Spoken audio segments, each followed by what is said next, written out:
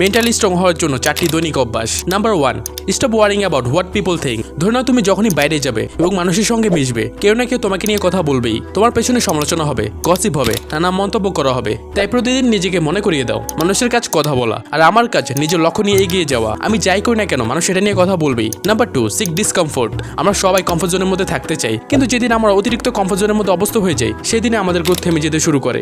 প্রতিদিন এমন একটি কাজ করো যা তোমাকে একটু অস্বস্তিতে ফেলে বা চ্যালেঞ্জের মুখোমুখি করে। এটি তোমার ব্রেনকে আরো দ্রুত শেখার সুযোগ দেবে এবং তোমাকে আরো শক্তিশালী করে তুলবে। Number 3, control pleasure. Don't let pleasure control you. নিজের মনকে এই শিক্ষা দাও যে জিনিসগুলো আমাকে আনন্দ দেয় সেগুলো আমি কন্ট্রোল করি, সেগুলো আমাকে কন্ট্রোল করে না। ডিসিপ্লিন হও, তাৎক্ষণিক আনন্দের পেছনে না ছুটে নিজের সিদ্ধান্ত অভ্যাসের উপর কন্ট্রোল করে তোলো। যখনই তুমি আনন্দের উৎসগুলোকে কন্ট্রোল করতে শিখবে, you will become mentally stronger and more self control.